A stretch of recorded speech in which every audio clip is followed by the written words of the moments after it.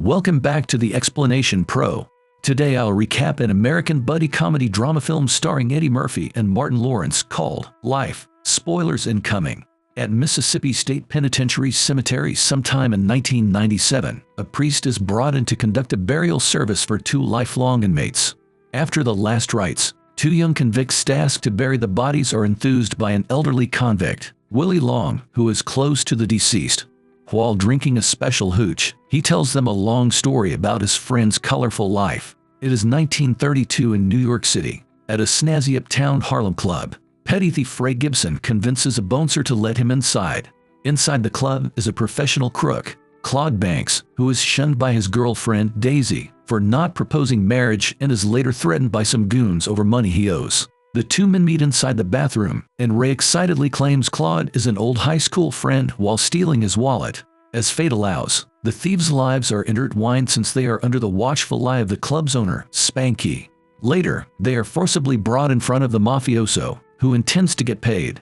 While the goons hang Claude upside down to drown him in the river, Ray attempts to convince Spanky to let them pay off their debt via bootlegging, trafficking Mississippi hooch. The club owner sets the two men free and drives south the following day. Claude, visibly reluctant to come along, tells Ray he needs to clear his debts to move on as a successful banker. In contrast, Ray is planning to earn enough money to set up a casino business of his own called Ray's Boom Boom Room. Along the way, the two men rest up to eat at a local diner. Little do they know that the owners prohibit people of color inside their establishment, and they send them off right away, threatening to kill them. The terrified pair apologize and leave awkwardly. Despite the unfortunate incident, they arrive at a town populated by black people. Ray meets with a contact to buy a truckload of Mississippi hooch while getting invited to unwind in a local tavern. Claude is initially hesitant, so he gives him $2 to wait outside, only for Claude to come along anyway to observe him. As some minutes pass, Ray is betting big on a poker table while Claude sits quietly at the bar side. A woman, Sylvia, approaches him to convince him to spend his remaining money to sleep with her. While this goes on, Ray is enjoying the game, despite losing some money to the players. Sitting across from him is a well-known card hustler, Winston Hancock, who bets considerable money to even the stakes. Realizing he does not have enough, he bets on his father's prized pocket watch. He then reveals a full house of cards, only to be beaten by Hancock's hand, which is four of a kind. After the game ends, Ray sits remorseful but grows angry when he discovers that the waitress planted the winning cards under the coaster of his drink. He storms out looking for Hancock, who is confronted by racist Sheriff Warren Pike and killed in a fit of rage. Back inside the bar, Claude confesses that he no longer has any money to get them through the night, so the two men abruptly leave. Unfortunately, they accidentally stumble upon Hancock's dead body and get discovered by local patrolmen, who are immediately suspicious. The two men are locked up temporarily at the station, where Sheriff Pike uses the opportunity to frame them for the murder since colored people are being shunned by the community. Hoping to get a fair trial to prove their innocence, Ray and Claude are shocked when a Mississippi judge sentences them to life in prison at the state penitentiary. A day passes as the pair are transported with other black convicts to the internment camp.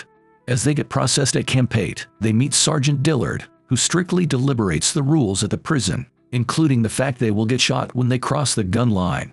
He gives authority to Hop and Bob to keep the inmates in line and guide them in the bunkhouse, where a young Willie Long is incarcerated. While out on the quarry digging, they fuel the ire of the sergeant after constant complaints over their hard labor, something they are not used to back in New York. During break time, the two men mingle with the inmates. Ray meets Poker Face, helping him read a letter about his family's tragedy since he is illiterate. On the other side, Claude chats with Jangled Leg and is initially befriending him until Hop and Bob calls him out, revealing that he is trying to flirt with Claude, hence his infamous name. As everyone eats in the cafeteria, Claude complains about the food and the utensils, with Ray asking him to adjust. They continue talking with the rest of the inmates, including Willie, Biscuit, Cookie the chef, and Radio. The men share their reasons for being incarcerated in the first place. All seem to be concerning a murder of some kind, from relatives to Santa Claus.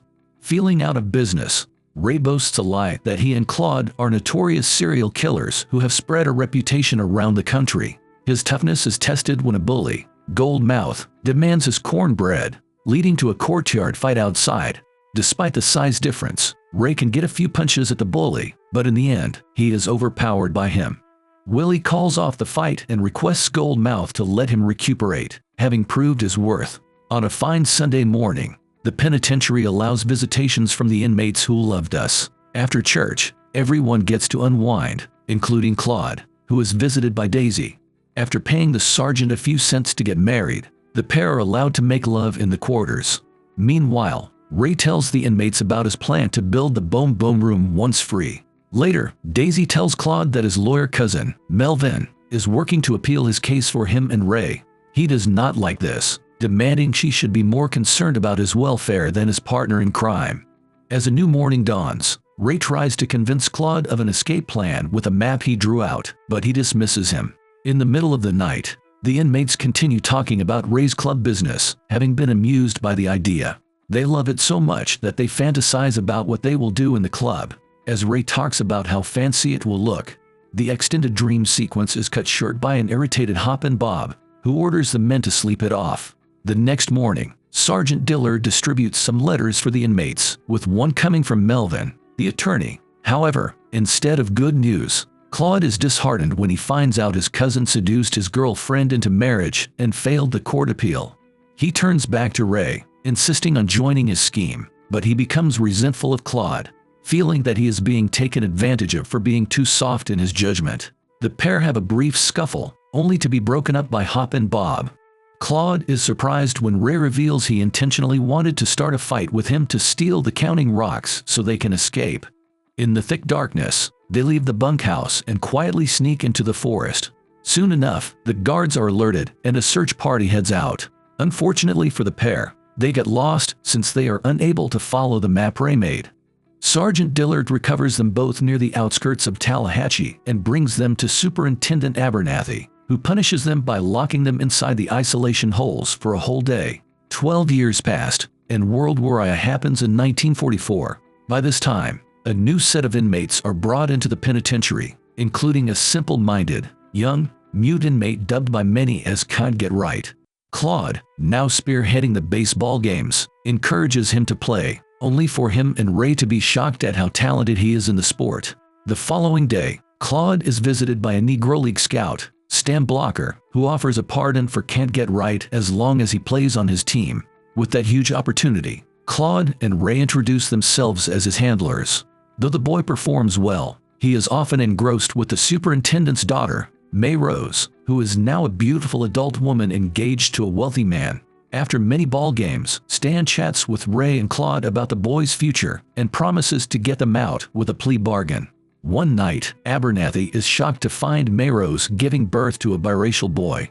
He summons all the inmates to the courtyard the next morning and examines them one by one to find the father. The inmates, including Claude and Ray, humorously claim to be the boy's father in an attempt to irritate the superintendent while sparing the truth that it is Can't Get Right all along.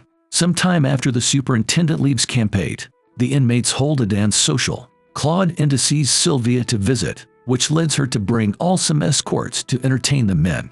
While this continues, Biscuit reveals his inner conflict to Ray about being released soon since his family is unaware of his homosexuality. Though Ray encourages him to rejoin society and enjoy freedom, the inmate runs toward the gun line to commit suicide. Everyone is shocked and heartbroken as he gets shot in the back. Eventually, Stan returns to the penitentiary and orders the release of Can't Get Right. Unfortunately, Ray and Claude are left behind, having not been mentioned in the release papers, causing Claude to get highly frustrated.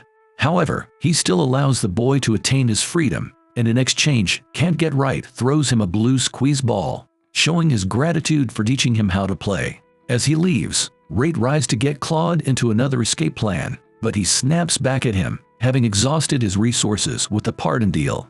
They end up having a bitter fallout, and over the next few years, they do not speak to each other, even as Ray tries several escape attempts by himself, each failing miserably. Time goes on, as many significant world events happen, along with the passing of many fellow inmates, except Willie.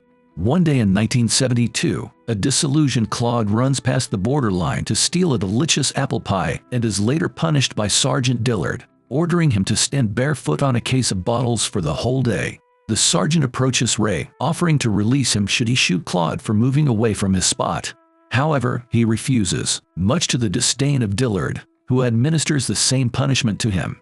While balancing themselves, the two men start talking again, albeit begrudgingly, about their predicament. Claude is visibly touched by his friend's gesture and finally apologizes to make amends. A new day dawns and Dillard reveals to the pair that they will clear out their belongings and transfer to Superintendent Dexter Wilkins' mansion right away to become workers. Once there, Ray is not pleased to do yard work, while he sees Claude working inside as a housekeeper. Somehow, Claude befriends Wilkins, who is sympathetic to their plight, having been incarcerated for 40 years. Later at night, Ray reveals his jealousy over his friendship with their owner while also suspicious of his motives, believing he is brewing an escape plan. The next day, he grows angry at Claude for being entrusted to pick up the new superintendent, despite his lack of driving skills. While waiting at the bus station, Claude is shocked when Wilkins introduces Sheriff Warren Pike, the man who wrongfully framed them for killing Hancock years ago. Fortunately, the sheriff does not recognize him right away. Later, while the superintendents hunt pheasants, Ray notices that Pike has his father's pocket watch and tries taunting him for the truth. Grabbing the shotgun, he angrily tells Wilkins that Pike framed him and Claude for murder. Despite the revelation, the sheriff coldly admits his wrongdoing but justifies they were given a light sentence for doing 40 years of cheap labor for the state of Mississippi. As Claude struggles to take the gun away from Ray, Pike aims at them with his pistol, only for Wilkins to shoot him. Realizing that the men are innocent, the friendly superintendent covers up the incident to the police, claiming it was a hunting accident. For the first time in a while, the two men become hopeful for another pardon, thanks to Wilkins. Unfortunately, the superintendent suffers a fatal heart attack in his bathroom, again throwing away their chances at freedom. More years pass, and in 1997, Ray and Claude, now senior citizens, live inside the prison infirmary. They enthuse some young inmates, including an elderly Willie, in a game of cards. While on a Jell-O pudding break, Claude tells Ray about a visionary new plan, even though Ray accepts the life they're living now. Later that night, the infirmary catches fire, and the men seemingly die after engulfing in flames. In the morning, the detective and rescue team recover the bodies of two casualties. Returning to the burial site, the two young workers feel differently at the reveal of the men's fate, with one crying out of sadness. Willie then concludes his story by detailing Claude's plan. It turns out Claude and Ray stole two bodies from the morgue and started the inferno on purpose while planting the corpses before escaping in the fire trucks. The two men seem confused since the amused Willie does not explicitly say whether the plan worked. In actuality, Ray and Claude have survived, having fled to New York City right after the ingenious escape. The old men step out one day to watch a Yankees baseball game. Though they have a few bouts of short-term memory issues, they have become closer than ever, celebrating their freedom while deciding to live together in Harlem. Thank you so much for watching. If you enjoyed this video, please hit the like button and also subscribe my channel for more videos like this. See you in the next video.